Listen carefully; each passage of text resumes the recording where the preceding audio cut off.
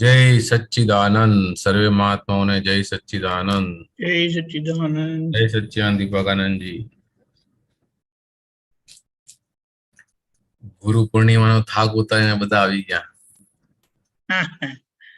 Right.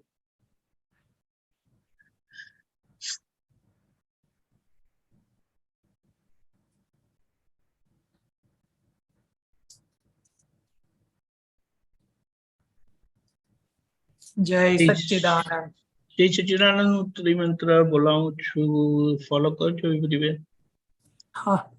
नमो वितरागाय, नमो वितरागाय, नमो अरिहंताणम, नमो अरिहंताणम, नमो सिद्धाणम, नमो सिद्धाणम, नमो आयरियाणम, नमो आयरियाणम, नमो वज्रायाणम, नमो वज्रायाणम, नमो लोये सब साहुणम, नमो लोये सव साहुणम, ऐसो पंचनमुक्कारो, ऐसो पंचनमुक्कारो, सवपावप्रणाशनो, तवपावपणाशनो, मंगलाणं च सर्वेषे, मंगलाणं च सर्वेसिं, परमं हवै मंगलम्।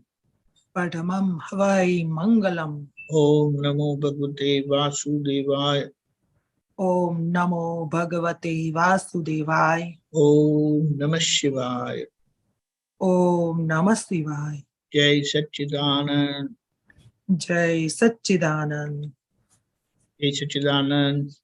जय सच्चिदानंद। ઝૂમ સત્સંગ પર ફરી બધાનું સ્વાગત છે. ગુરુ પૂર્ણિમા પછી ફૂલ જાગૃતિ સાથે હવે આપણે આ સત્સંગમાં આગળ વધીશું. જય સચ્ચિદાનંદ.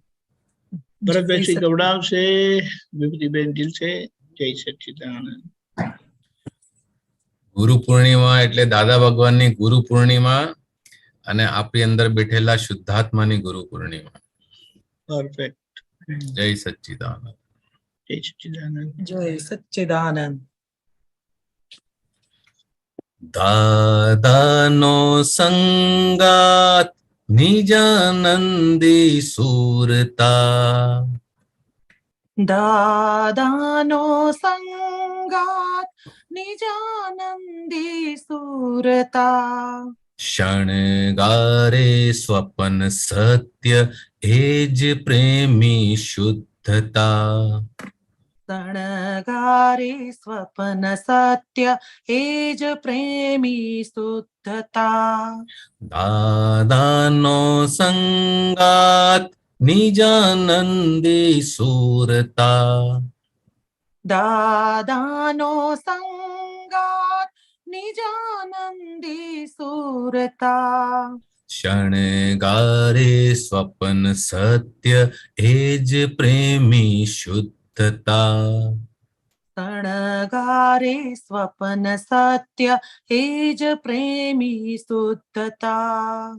શાશ્વત સંબંધીઓની વાણી હોય મૌનની. શાશ્વત સંબંધીઓની વાણી હોય મૌનની. નિર્વાસની પ્રેમ અખંડ પૌરુષેય પરાક્રમી. નિર્વસની પ્રેમય અખંડ પૌરુષેય પરાક્રમી. લાગે જેને લગની તેજ માણે એક રૂપતા. લાગે જેને લગની તેજ માણે એક રૂપતા. અનાદિથી વીર લાજ ઝંખતા અભેદતા. અનાદિથી વીરલાજ ઝંખતા ભેદતા. દાદાનો સંગાત નિજાનંદી સુરતા. દાદાનો સંગાત નિજાનંદી સુરતા. શણગારે સ્વપન સત્ય એજ પ્રેમી શુદ્ધતા. શણગારે સ્વપન સત્ય એ જ પ્રેમી શુદ્ધતા. રાત દિવસ જાગિયા છતાંય આંખે ભાર નહીં, રાત દિવસ જાગિયા છતાંય આંખે ભાર નહીં. શુદ્ધ પ્રેમી વીર હો સ્વીકારે સાભાર સહી. શુદ્ધ પ્રેમી વીર હો સ્વીકારે સાભાર સહી. આશકમાં શુક બેઉ એક થવા ઝૂરતા, આશકમાં સુખ બેવું એક થવા જુરતા. નિષ્પક્ષપાતી થયે સ્વયં પ્રેમી ઝૂમતા, નિષ્પક્ષપાતી થયે સ્વયં પ્રેમી ઝૂમતા. દાદાનો સંગાત નિજાનંદી સુરતા, દાદાનો સંગાત નિજાનંદી સુરતા. શણગારે સ્વપન સત્ય એ જ પ્રેમી શુદ્ધતા, શણગારે સ્વપન સત્ય એ જ પ્રેમી શુદ્ધતા. પરઘરોની ભેદ બુદ્ધિ જગત મળતી વ્યાકુળ, પરગરોની ભેદ બુદ્ધિ જગત મળતી વ્યાકુળ. નિજ ઘરે જ નિર્ભેદી નિત્યાનંદી નિરાકુળ, નિજ ઘરે જ નિર્ભેદી નિત્યાનંદી નિરાકુળ. એક વાર વિતરાગ પરમાનંદ ચાખી જા, એક વાર વિતરાગ પરમાનંદ ચાખી જા.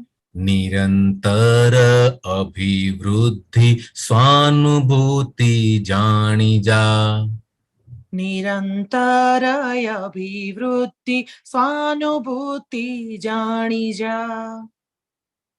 દાદાનો સંગાત નિજાનંદી સુરતા, દાદાનો સંગાત નિજાનંદી સુરતા. શણગારે સ્વપન સત્ય એ જ પ્રેમી શુદ્ધતા, શણગારે સ્વપન સત્ય એ જ પ્રેમી શુદ્ધતા. આત્માનો સ્વભાવ મોક્ષ અખંડ સમાધિ જ, આત્માનો સ્વભાવ મોક્ષ અખંડ સમાધિ જ. જ્ઞાની પુત્ર જ્ઞાન નેત્રે કાળ કર્મે અબાધિત, જ્ઞાની પુત્ર જ્ઞાન નેત્રે કાળ કર્મે અબાધિત. અવાચ્ય પરાભક્તિ નિજ સ્વરૂપ જ્ઞાતા, અવાચ્ય પરાભક્તિ નિજ સ્વરૂપ જ્ઞાતા. ભક્ત ભગવાન અભિદ અમી કુંભો છલકતા, ભક્ત ભગવાન અભિદ અમે કુંભો છલકતા. દાદાનો સંગાત નિજાનંદી સુરતા, દાદાનો સંગાત નિજાનંદી સુરતા. શણગારે સ્વપન સત્ય એ જ પ્રેમી શુદ્ધતા, શણગારે સ્વપન સત્ય એ જ પ્રેમી શુદ્ધતા. સામૂહિકી ચોવીસિયા સર્વોપરી મૂર્તા, સામૂહિક ચોવીસિયા સર્વોપરી મૂર્તા. જ્ઞાન લગન અલૌકિક પ્રેમાનંદી પૂર્ણતા, જ્ઞાન લગન અલૌકિક પ્રેમાનંદી પૂર્ણતા સામૂહિક ચોવીસિયા સર્વોપરી મૂર્તા સામૂહિક ચોવીસિયા સર્વોપરી મૂર્તા જ્ઞાન લગન અલૌકિક પ્રેમાનંદી પૂર્ણતા જ્ઞાન લગન અલૌકિક પ્રેમાનંદી પૂર્ણતા ક્ષીણ મોહ જિનેશ્વર પ્રત્યક્ષ સલુણા ક્ષીણ મોહ જિનેશ્વર પ્રત્યક્ષ સલુણા જ્ઞાન મોક્ષ ઉપાદાની પરમ સત્ય લક્ષણા જ્ઞાન મોક્ષયુપાદાની પરમ સત્ય લક્ષણા દાદાનો સંગાત નિજાનંદી સુરતા દાદાનો સંગાત નિજાનંદી સુરતા શણગારે સ્વપન સત્ય એ જ પ્રેમી શુદ્ધતા શણગારે સ્વપન સત્ય એ જ પ્રેમી શુદ્ધતા શણગારે સ્વપન સત્ય એ જ પ્રેમી શુદ્ધતા શણગારે સ્વપન સત્ય એ જ પ્રેમી શુદ્ધતા જય સચ્ચિદાનંદ જય સચ્ચિદાનંદ જય સચ્ચિદાનંદ જય સચ્ચિદાનંદ જય સચ્ચિદાનંદ જય સચ્ચિદાનંદ કેશવાનંદજી જય સચ્ચિદાનંદ દાદાને હાજર કરી દીધા હાજર જ છે દાદા યાદ કરો ને હાજર એક એક ગુણોનું જે વર્ણન થાય છે ને તો એકદમ આંખોની સામે હાજર થઈ જાય છે એબ્સોલ્યુટલી જેને દાદા ભગવાનને નજદીકથી નિહાળ્યા છે એમને તો ઘણું અહો અહો અહો થાય અને જેમણે નથી નિહાળ્યા એમણે આ વાંચીને સાંભળીને પણ એમને કેવું અહો અહો થઈ જાય એટલી વાર બહુ થાય છે જબરજસ્ત જબરજસ્ત ફરી છે વાત બિલકુલ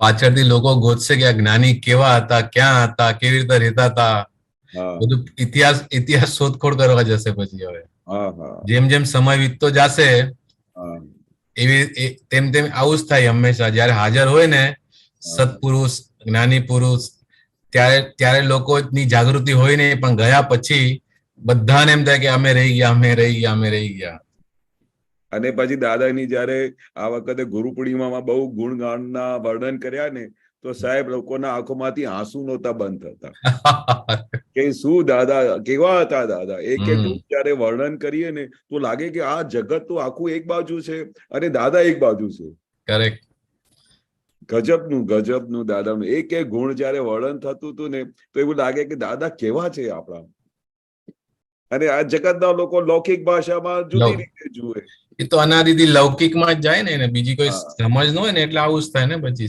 કમ્પેરિઝન લૌકિકની કમ્પેરિઝન અલૌકિક સાથે થઈ શકે જ નહીં સમજ વગર એ પ્રાપ્ત થાય એવું નથી પાછું બરોબર એટલે આની અંદર આ દાદાનો સંગાત જે છે એ સ્થૂળ સ્વરૂપે આપ્યો છે પછી ધીરે ધીરે દાદાની 5 આજ્ઞાથી આપણી અંદર જે પ્રજ્ઞા શક્તિ છે આપણે એને પ્રજ્ઞા શક્તિના પ્રકાશમાં જ પછી આપણે આગળ વધવાનું છે તો દાદાનો સંગાત પછી પ્રજ્ઞા શક્તિનો સંગાત આપણી સાથે થઈ જાય છે દાદા હવે સ્થૂળ સ્વરૂપે તો હાજર નથી આપણી સાથે પણ એમની આજ્ઞા જે છે એ સ્વરૂપે દાદા ભગવાન હંમેશા આપણી અંદર હાજર જ છે એને લીધે જે આપણને પોતાનો જે આનંદ આવવો જોઈએ નિજાનંદી આનંદ સુરતા એટલે કે દૈવી સ્વરૂપ વાળો જે આનંદ આવવો જોઈએ એ 5 આજ્ઞાની ઇમ્પ્લિકેશન્સ થી હંમેશા આપણી અંદર હાજર રહેશે શણગારે સ્વપન સત્ય એ જ પ્રેમી શુદ્ધતા લૌકિકની અંદર પ્રેમીઓ હોય તો પ્રેમિકાને કે હું તારા માટે આમ કરી દઈશ તેમ કરી દઈશ ફલાણું કરી દઈશ એ લૌકિકમાં કરે પણ અલૌકિક જે છે કે તમને મોક્ષ સુધી પહોંચાડી દે એ પાછો વૈભવ સાથે કશોય જપ તપ ત્યાગ વગર આવું ક્યારે થાય એવું છે નહીં. અને એના બદલામાં દાદા ભગવાને કશું આપણી આગળથી માંગ્યું પણ નથી કે તમે મને આપશો તો હું તમને આપીશ. પોતાની પાસે જે હતું એ as it is where it is Dada ભગવાને બધાને આપી દીધું. અને આ શાશ્વત સંબંધ એટલે કે મોક્ષે જાય નહીં ત્યાં સુધી સંબંધ દાદા ભગવાનનો ને આપણો કાયમનો રહેશે. આપણે બધા મોક્ષે જશું પછી દાદા ભગવાન કે હું મોક્ષે જઈશ. અને એમના માટે જે બી બોલાણું છે વાણી દ્વારા એ વાણીને મૌન કહેવાય છે. જે આત્મહેતુ માટેની વાણી હોય એને મૌન કહેવાય. નિર્વાસની પ્રેમ અખંડ પૌરુષે પરાક્રમી. આ જે જ્ઞાન આપ્યું એ પોતે પુરુષ થયા અને આપણને પુરુષ બનાવ્યા એને કહેવાય પરાક્રમી પુરુષ. અને એની સામે દાદાને કોઈ કશું જોતું નહોતું અને એમનો જે પ્રેમ હતો મહાત્માઓ માટે એ અખંડ એક સરખો જ હતો. જરાય એમાં વધઘટ ક્યારે થાય એવું નહોતું. લૌકિકની અંદર તો તારું ને મારું એક સેકન્ડમાં થઈ જાય અને કહે તું છૂટો ને હું છૂટો.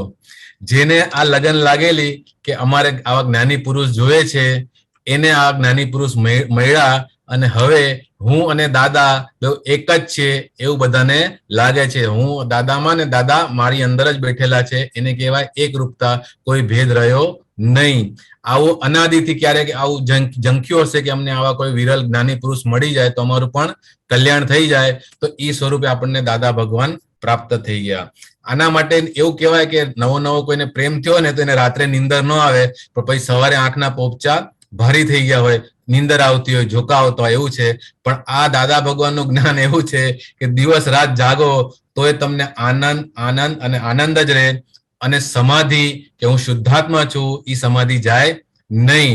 અને દાદા ભગવાન થી દૂર પણ જાય અગર કોઈ દાદા ભગવાન અહીંયાથી અમેરિકા ગયા હોય કે અહીંયાથી બરોડા ગયા હોય તો જે વિરહો જે છે વિરહોની અંદર પણ ફક્ત દાદા ને દાદા જ દેખાય. તો વિરહો પણ એક્સેપ્ટ કરે છે કે દાદા ભગવાન કશો વાંધો નહીં, અમારા વિરહોમાં પણ તમે જ છો.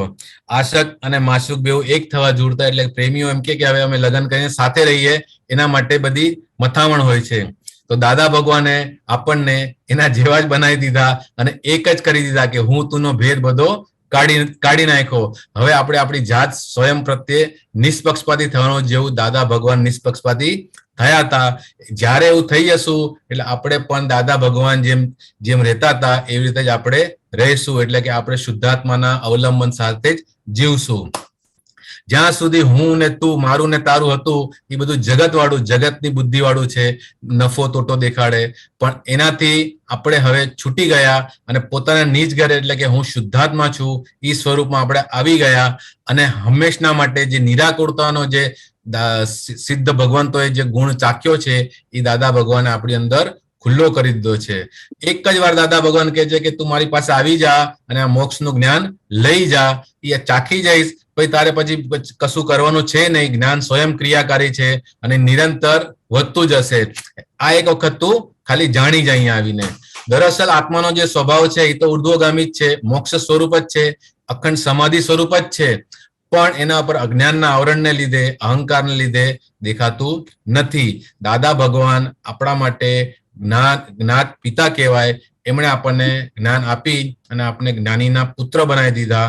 અને હવે આપણને આ કર્મ અત્યારે હવે નવા કર્મ ચાર્જિંગ બધા બંધ થઈ ગયા એટલે હવે આપણને કોઈ કર્મ નડતું નથી. એનો મતલબ આવો થાય છે. હવે નિરંતર આની અંદર રહેવાથી આપણે પરાભક્તિ એટલે કે દાદા ભગવાનની ભક્તિ ચાલુ જ રહે છે. અને આપણે નિજ સ્વરૂપના જ્ઞાતા એટલે કે હું કોણ છું એનું ભાન થયું એટલે હવે જ્ઞાતા જ્ઞેયનો સંબંધ કાયમ થઈ ગયો. દાદા ભગવાન જેવા જ આપણે પણ થઈ ગયા. દાદા ભગવાને હવે ભક્ત અને ભગવાન એવું કશું રાખ્યું નહીં. અભેદતા આવી ગઈ. હું તુંનો ભેદ નીકળી ગયો એટલે હવે આપણી અંદર હું શુદ્ધાત્મા છું, શુદ્ધાત્મા છું, શુદ્ધાત્મા રૂપી જે અમૃત છે એ ટપક્યા કરે છે અને અંદર મહી ઈ ભરાયા રાખે છે. સામૂહિક 24 સર્વોપરી મૂર્તા એટલે કે 24 તીર્થંકરનું ભેગું સ્વરૂપ આ દાદા ભગવાન. એના પર કોઈ ઉપરી છે નહીં. એ આપણે મૂર્ત સ્વરૂપે દાદા ભગવાનને આપણે જોયા. અને દાદા ભગવાનની લગન ઈ જ હતી કે આ સંસારના દરેક જીવો આ જ્ઞાન કેવી રીતે પામે. એ અલૌકિક લગન કહેવાય. આવું ક્યારે હોઈ શકે નહીં. અને પ્રેમનું સ્વરૂપ એકદમ પૂર્ણ 360 ડિગ્રીનો જ પ્રેમ એમણે બધાને આપ્યો છે. એમાં કશું બાકી રાખ્યું નથી. ક્ષીણ મોહ જીનેશ્વર આ કાળ માટે અસંભવિત છે પણ દાદા ભગવાન ક્ષીણ મોહ જીનેશ્વર જ કહેવાય. અને આપણી સામે આપણે જોયેલા અને સૌએ એની અનુભૂતિ કરેલી અને આપણને આપણું જ્ઞાન આપ્યું અને મોક્ષનું ઉપાદાન પણ જાગૃત કરી દીધું અને પરમ સત્ય એટલે કે હું શુદ્ધાત્મા છું એ લક્ષ્ય સાથે જ જીવ્યા અને આપણને પણ તે લક્ષ્ય આપી દીધું. જય સચ્ચિદાનંદ. જય સચ્ચિદાનંદ. બહુ જય સરસ. સચ્ચિદાનંદ. Very good. જય સચ્ચિદાનંદ. જય સચ્ચિદાનંદ. કોઈ ભૂલચૂક થઈ તો ક્ષમા કરી દેજો દીપક આનંદજી, હા ના, કેશવાનંદજી. બહુ જય સરસ, સચ્ચિદાનંદ. બહુ સરસ, બહુ સરસ.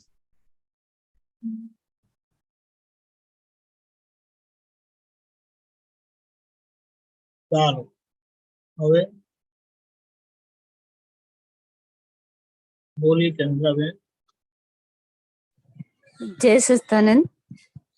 मेरा क्वेश्चन है कि जैसे सिमंदर स्वामी की पूजा किस तरह से, मतलब फोटो की जो पूजा होती है, मतलब फोटो जो रखते हैं उसमें दादा भगवान की कुछ मर्यादा होती है कि ये नहीं? और इसमें मेरा एग्जांपल ये है कि रिसेंटली जॉब ज्वाइन किया है, तो जहाँ जॉब करते हैं तो लगता है कि सिमंदर स्वामी एंड दादा भगवान का फोटो तो कंप्यूटर के आगे होना ही चाहिए। तो मूर्ति और ये हमेशा रहता है कि एक तो कि दादा कबीराज का भजन की हे सिमंदर स्वामी तुम चरणों माले जो, तो हमेशा चलता रहता है। तो फिर ये भी है कि उसमें बोलते हैं कि दादा भगवान को साक्षी रखना चाहिए, तो इस भजन में इस लाइन में साक्षी तो लाइन में नहीं जोड़ता है, तो ये मतलब ठीक है कि अंदर की जो वृत्ति है। और दूसरा क्वेश्चन ये है कि वहाँ पे बॉस ने बोला कि ये मूर्ति मंदिर में ठीक है पर यहाँ पे इफ यू डोंट माइंड नहीं लगाओ, तो मैंने कहा नहीं ऐसे कैसे कर सकते हो, ये तो मेरा प्राण है, अगर इसको हटाने के लिए रिक्वेस्ट, अगर इसको निकालेंगे तो मेरा प्राण जैसे निकल गया ऐसे। तो उन्होंने बताया कि ये अल्टीमेट जर्नी है और उनके आगे प्योरिटी बहुत होती है। यहाँ हम कस्टमर को चाय ऑफर करते हैं, ये करते हैं, तो प्योरिटी लेवल मंदिर तक ठीक है पर यहाँ नहीं। तो फिर भी मैंने रिक्वेस्ट किया, जब तक मैं जॉब जितने आवर्स में हूँ मैं रिक्वेस्ट करती हूँ मेरे को अलाउ करो, और मैं जाएगी तो मैं कवर कर देगी कि आप पहले यानी लाइक, पर I can not live without यानी फोटो यानी।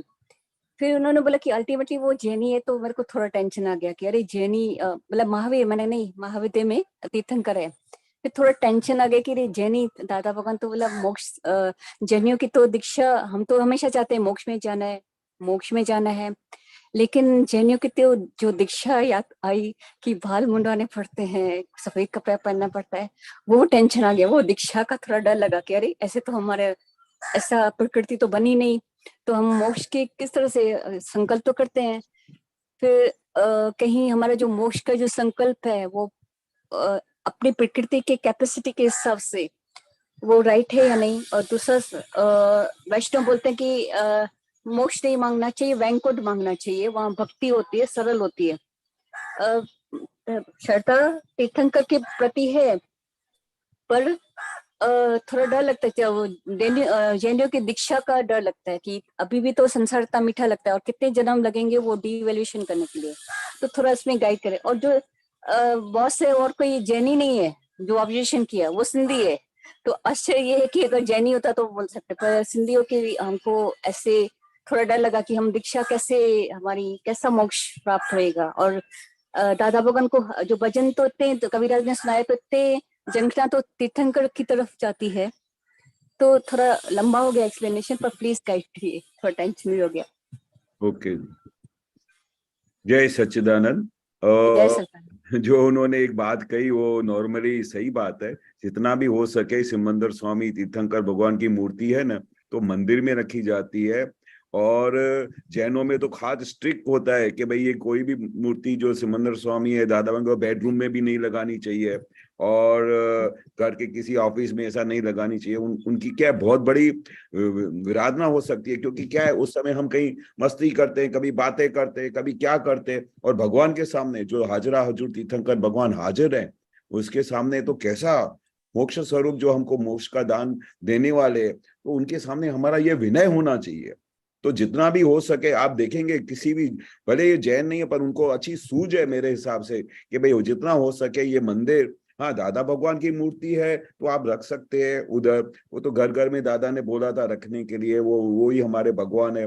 और पर तीर्थंकर भगवान की मूर्ति या सिमंदर स्वामी की मूर्ति जितना भी हो सके अपने ऑफिस में ऐसे जगह पे नहीं रखना, क्योंकि वहां पर उनकी भक्ति नहीं होती है। उनको पूरी तरह से उनका पूरा सिस्टम होता है, नवंगों की पूजा होती है, तभी वहां पर जाके मंदिरों में, देरासरों में ही वहां पर मूर्ति रखती है। अगर आपने को दर्शन करने की बहुत अभिलाषा होती है तो कितने, क्या सब लोग, जैन लोग सुबह उठ के सीधा देरासर में जाके पूजा नहीं करने जाते? पर दादा तो हमारे को कैसी पूजा दी, असंयति पूजा। हम घर बैठे सिमंदर स्वामी को 40 बार नमस्कार करें तो पहुंच सकते हैं। और हमारा पूरा साइंस बाह्य साइंस नहीं है, इंटरनल साइंस है। आप अंदर से दादा भगवान को वो पुकार सकते हो, इंटरनली सिमंदर स्वामी के साथ टच रह सकते हो। और उनको दादा क्या बोलते, प्रत्यक्ष दादा भगवान की साक्षी में आप नमस्कार करो तो सीधा सिमंदर स्वामी तक पहुंच सकता है।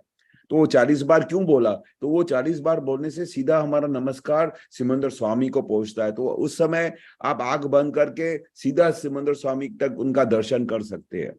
मूर्ति क्या है? मूर्ति तो बाह्य है, स्थूल स्वरूप है, पर जो सूक्ष्म स्वरूप है आपको लाभ होएगा। ऐसा नहीं कहते कि भाई स्थूल स्वरूप लाभ नहीं होगा, उससे भी लाभ होगा, पर इससे आत्मार्थ लाभ होगा, आत्मार्थ लाभ होगा। आपको मोक्ष के तरफ से दरवाजे खुले हो जाएंगे। तो ये बात हो सके तो बहुत अच्छी है कि अगर आप उधर नहीं रखे तो, क्योंकि देखो दूसरी बात बताऊं कि अगर किसी को भी ऐसा मन में ऐसा ख्याल खड़ा होता है और हम उनके अगेंस्ट में जाके वो करते, इवन दादा भगवान भी बोलते थे कि अगर दादा भगवान से किसी को ऐसा वो होता है कि भाई तुम दादा दादा करते रहते हो, हर जगह पे दादा मूर्ति रखते हो, तो आप क्या, आप उनके लिए निमित्त बनते हो? वो भूले चूके उनकी विराधना हो जाए आपके निमित्त से, तो नुकसान तो हमको होगा, क्योंकि आपके निमित्त से उनके लिए विराधना कि ये कैसे है, ये इनको इतना भी सूझ नहीं है, इतनी भी समझ नहीं है कि भक्ति कैसे होती है, सिमंदर स्वामी की मूर्ति कहाँ रखी जाती है, तो हम क्यों निमित्त बने? दादा भगवान ने खुद के लिए बोला था कि मेरी मूर्ति भी कहीं भी नहीं रखना, ये मेरा स्टैचू नहीं बनाना। तो वो दादा क्या चाहते थे कि हमारी इंटरनल पूजा है, सूक्ष्म रीते पूजा है हमारी, और हमको धीरे धीरे धीरे सूक्ष्म में जाना है। अभी भरत भाई ने नहीं बताया कि हम जो दादा भगवान को स्थूल रूप से नहीं है, पर सूक्ष्म रीति दादा भगवान हमारे साथ है, और सूक्ष्म रीति दादा हमारा बहुत काम अच्छा कर रहे हैं। तो धीरे धीरे हमको स्थूल में से निकल के सूक्ष्म में आने का है, और सूक्ष्म में आने से हमारा बहुत बड़ा लाभ होगा, बहुत प्रगति होगी। ये आपका पहला क्वेश्चन। हाँ, वैसे तो मैंने नेक्स्ट डे फिर दादा भगवान का रखा, तो मैंने कहा सर अभी तो ठीक है ना? तो बोला अभी भी अब कटाश है कि एक लड़की को अगर इश्क होता है तो वो कितना उसके चिंतन में वो होता है। तो अगर आपकी भक्ति, तो आपको चिंतन में बार बार मूर्ति की तरफ थोड़ी देखना होता है, अंतर में आपके चिंतन में वो होना चाहिए, गुरु उससे शक्तियां मांगना चाहिए। मैंने कहा हाँ सर, आपके मैंने कहा बॉस ये है बराबर है, उन्होंने ज्ञान लेकिन मेरी लिया है भक्ति, क्या? मैंने बोला मेरी भक्ति कच्ची है जो मेरे को आधा लेना पड़ता है, I am not born great. तो बोला इतना साल ज्ञान सुन के अभी भी भक्ति क्यों कच्ची है? तो मैं नहीं, वो तो आपकी अच्छी ज्ञान की परीक्षा लेते हैं कि आप किस तरह से अपनी भक्ति में पास होते हैं। तो अच्छी बात है, वो हो सके कि बात सही है, जितना हो सके। दादा ने नहीं बताया कि हमारी पूरी साइंस इंटरनल है, बाह्य साइंस नहीं है। वो दादा ने यहाँ तक बोला कि अगर आप मेरी 5 आज्ञा में रहते हो तो आप, दादा भगवान आपके अंदर हाजिर है। हाँ, वही दादा भगवान है जो 5 आज्ञा में आप रहते हो। कितनी बड़ी बात बोल दी। तो उस समय अभी दादा की मूर्ति कहाँ आती है, दादा भगवान का स्थूल शरीर कहाँ आता है? सिर्फ दादा ने ये बोला कि अगर आप मेरी 5 आज्ञा को फॉलो करते हो तो वही दादा भगवान है, वही दादा भगवान आपके अंदर हाजिर हो जाते हैं। तो इतना बड़ा वाक्य ज्ञानी पुरुष ने दिया है, तो उसमें आप समझो ने कितना सूक्ष्म साइंस होगा। हाँ, और जितना हो सके अपने को, कोई आपको समझो आप दादा भगवान की मूर्ति रखते हो, सिमंदर स्वामी की मूर्ति रखते हो, और उनको आपके व्यवहार से या उनके लिए कभी अभाव हो जाता है, ये क्या करती है लड़की, और उनके लिए दादा भगवान और सिमंदर स्वामी के लिए अभाव हो जाए तो हम कितना बड़ा निमित्त बनते हैं। इसलिए क्या करने का, ओ आपको अच्छा नहीं लगता है, ठीक है, तो मैं अपने घर पे रख देती हूँ, और मैं दादा भगवान को, आपकी बात सही है, मैं दादा भगवान को इंटरनली कनेक्ट करती हूँ, तो वो भी खुश हो जाएगी कि हाँ अभी इसकी भक्ति अब इंटरनल हो गई है। तो बढ़ता प्रयत्न करने का कि ताकि दूसरों को, आजू बाजू को, आपको एक चीज बताऊं, बहुत बड़ी इंपॉर्टेंट चीज है। जब दादा भगवान एंड में 5 आज्ञा समझाते थे, सुनने जैसी बात है, तभी हमको पता चला कि दादा भगवान कितना सूक्ष्म रीत से वो चीज को समझाने की कोशिश करते हैं। कि जब 5th आज्ञा आती थी, शुद्ध आत्मा का चोपड़ा, कि अपने को शुद्ध आत्मा के चोपड़े में कभी भी खोट नहीं होनी चाहिए। तो अभी आप क्या करना, रात को सोते समय दादा भगवान असीम जय जयकारो, हूँ शुद्ध आत्मा छू, शुद्ध आत्मा छू, आप इस तरह से बोलना ताकि आपके पास में जो फाइल नंबर 2 है उसको डिस्टर्ब नहीं हो। क्या बोले? रात को सोते समय मैं शुद्धात्मा हूँ, शुद्धात्मा बोलना, पर इतना धीरे बोलना कि आपके फाइल नंबर 2 को डिस्टर्ब नहीं हो, और ऐसा करते करते सो जाना। ऐसा क्यों बोला होगा? कि हमारे निमित्त से उसको रात को नींद आ रही है और आप जोर से बोलो हूँ शुद्ध आत्मा छू, शुद्ध आत्मा छू, बोलेगा ये क्या हो गया इसको, इतना जोर से बोलने की क्या जरूरत है? शुद्ध आत्मा तो मन में बोलने का है। तो दादा भगवान किसी भी हालत में फाइल नंबर 2, 3, 4 कोई भी हो, पड़ोसी हो, किसी को भी तकलीफ नहीं हो, इस तरह से ये ज्ञान में रहने की आज्ञा दी है। तो अगर हमारा बॉस हमारे किसी भी काम से डिस्टर्ब होता हो, मूर्ति रखने से डिस्टर्ब होता हो, तो दादा भगवान क्या बोलेंगे कि नहीं उसको डिस्टर्ब मत करो, उसका खोटा अभाव हो जाएगा, उसको दादा के लिए किसके तिरस्कार हो जाएगा। तो ऐसे संजोग में उसको समाधान करके, सर आपने सही बोला, मैं अभी कल से ये मूर्ति अपने मंदिर में अपने घर पे रखूंगी, और मैं दादा भगवान को आपने सही बोला कि मैं इंटरनली कनेक्शन करती हूँ, तो उसका समाधान हो गया। तो दादा भगवान क्या बोलते हैं, हमारे मन वचन का ऐसे किसी भी जीव को दुख ना हो, ये सबसे बड़े में बड़ी कमानी है ज्ञान की। हाँ, और दूसरा ये जो बोलते हैं दादा भगवान को साक्षी में रख के तीर्थंकर की भक्ति करनी चाहिए। तो एक एक भजन कविराज का एक एक लाइन सिमंदर स्वामी के लिए इतनी जंखना, लाइक इतनी भक्ति भाव में जगह देता है, तो उसमें तो भी ठीक है ना, यानी उसमें भी बहुत अच्छा है, बहुत अच्छा है। इसलिए तो कविराज ने हर जगह पे, हर घड़ी, हर पद में प्रत्यक्ष दादा भगवान के साक्षी में बोला है, क्योंकि हमारे पास कोई उनके साथ कनेक्शन नहीं है। कनेक्शन दादा भगवान का सिमंदर स्वामी के साथ, तीर्थंकर के साथ डायरेक्ट था। हमारा तो इतना कनेक्शन है नहीं। दादा को तो केवल ज्ञान था। दादा भगवान सिमंदर स्वामी के साथ बात करते थे, लिटरली बात करते थे। सत्संग में जाने के पहले सिमंदर स्वामी की मूर्ति के सामने ऐसा बात करते थे, उनसे परमिशन लेते थे। परमिशन लेने के बाद सत्संग में जाते थे कि सिमंदर स्वामी आप हमारे साथ चलना, अभी हम सत्संग में जा रहे हैं। तो उनका डायरेक्ट कनेक्शन था, और हमारा इनडायरेक्ट कनेक्शन है। तो हमारी जो भक्ति है, हमारी जो पूजा है, वो पहुंचे कैसे? तो प्रत्यक्ष दादा भगवान की साक्षी में बोला, ऑन द स्पॉट कनेक्शन हो जाता है। इसलिए दादा ने बोला, भजनों की लाइन में जरूरी नहीं हर भजन की लाइन में दादा भगवान साक्षी ऐसे नहीं हो, तो भी तो पहुंचेगी ना, यानी पहुंचेगी। हाँ, वो कितने पदों में आता है प्रत्यक्ष दादा भगवान के साक्षी में। वो एक पद नहीं है भरत भाई, तो सीधा शुरुआत ही इसी पद से होती है, प्रत्यक्ष दादा भगवान के साक्षी में। एक वाक्य सूचवे छे के ब्रह्मांडो छे दादा दिन, दादा दिन। हाँ, तो वो क्या है, मतलब वो दादा भगवान के साक्षी में डायरेक्ट कनेक्शन होता है। तो उसमें आपको किसी भी जगह पे जब हम सिमंदर स्वामी का कविराज ने पद लिखा है, तो हमारा डायरेक्ट कनेक्शन दादा के थ्रू ही होता है, दादा के थ्रू ही होता है।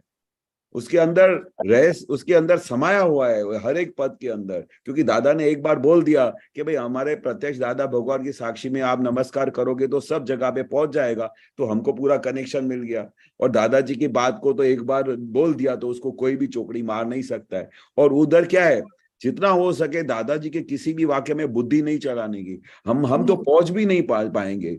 दादाजी ने या कविराज के अंदर जो लिखे है, उसके अंदर कहाँ भी सोचने जैसा नहीं है, आंख बंद करके फॉलो करने जैसा है।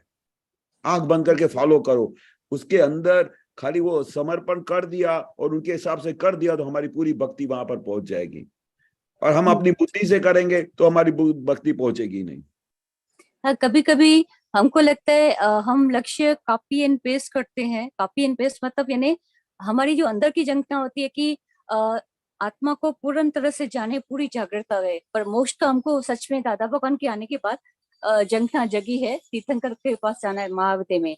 जब भी उन्होंने बोला कि तीर्थंकर ये सिमंदर तीर्थंकर ये जैनी है, तो जैनी तो लगा जैनियों की तो शिक्षा बहुत मुश्किल होती है, पहले तो मेरे को बाल कटवाने पड़ेंगे, दीक्षा कैसे मोक्ष होएगा, बाल सफेद पहनना पड़ेंगे, तो वो दीक्षा थोड़ा भय पैदा किया है। और नहीं, वो दादा ने क्या बोला कि मैंने आपको मैंने आपको हर एक प्रकार के त्याग तप से निकाल दिया है, डायरेक्ट तप का कनेक्शन करवा दिया है। ये अभी अपने को बात, अभी हमारे इतने सारे महात्मा है, कितने जैन है, अभी भरत भाई भी जैन है, तो उन्होंने क्या बाल कटवाए हैं? उनको तो डायरेक्ट दादा, जिनको दादा भगवान का ज्ञान मिल गया वो पहुंच गए। नहीं यहाँ पे આનંદ જી हाँ એમની વાત છે ને ક્રમિક માર્ગ વાળી વાત છે, હા. આપણું અક્રમ છે, આપણું અક્રમ એટલે છે. ક્રમિકની એપ્લિકેશન અક્રમમાં ન થાય. हाँ बरोबर बरोबर, आपने सही बोला। क्रमिक मार्ग में वो है, वो स्टेप बाय स्टेप वाला मार्ग है, आप समझे। वहां पर ये सब हाँ, करना ही पड़े, वहां पर जैन धर्म में ये सब चीजें करनी पड़े, नहीं तो वो नहीं करे तो बोले उनको तो भगवान मिलेंगे ही नहीं और महावीर भगवान मिलेंगे नहीं। तो उनका पूरा क्रमिक मार्ग से उनके हिसाब से वो बिल्कुल सही है, पर हमारा अक्रम मार्ग है। अक्रम यानी कोई भी क्रम नहीं, सीधा दादा भगवान ने हमको लिफ्ट में बिठा दिया। दादा ने हमारे किसी भी महात्माओं को बोला नहीं कि आपको अभी बाल कटवाने पड़ेंगे, आप ये तप करने पड़ेंगे, त्याग करने पड़ेंगे, कुछ भी नहीं। नहीं मतलब ना, क्या है, दादा भगवान ने ये बोला ना 99.9% यहाँ अपना काम काट लो, वहां पे सिर्फ 1% के लिए महाविदेह के लिए दर्शन से मोक्ष होएगा। हाँ तो लगता है फिर भी ठीक है, क्योंकि उसमें जप नहीं तप नहीं क्या कुछ नहीं, सिर्फ हाँ, जागृति, लगातार जागृति। तो जागृति। अभी पहले लगता था बार बार तीर्थंकर कहते वहां जाना है वहां जाना है, लगता है कि अभी लगता है यहाँ काम पूरा करना है, क्योंकि अक्रम मार्ग है, अपना काम पूरा करें। दादा से वो शक्तियां मांगते हैं कि इतना सरल रास्ता है और कुछ छोड़ना नहीं, कि अभी भी प्रकृति इतना मोह वाली प्रकृति है रिलेटिव के पक्ष में।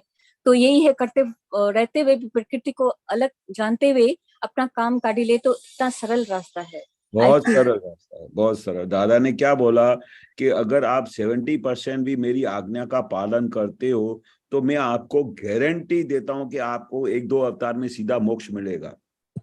क्यों ऐसा बोला होगा, आप कल्पना करो। वो 1-2 अवतार में सीधा सिमंदर स्वामी का दर्शन करके आप सीधा मोक्ष जा सकते हो, इतनी गारंटी दी है।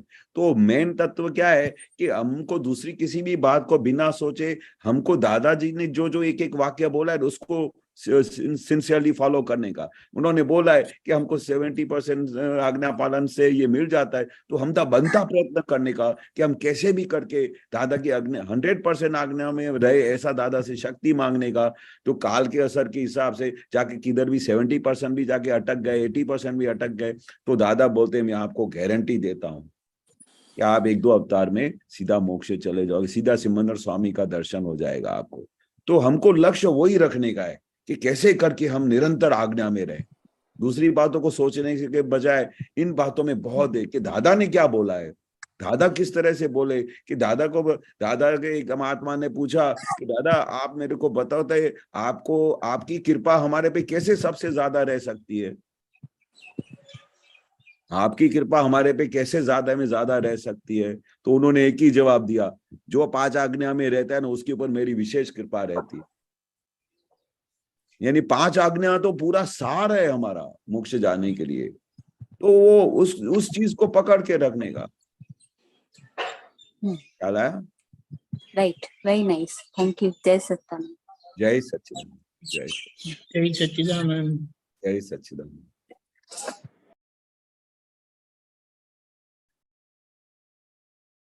जय सच्चिदानंद।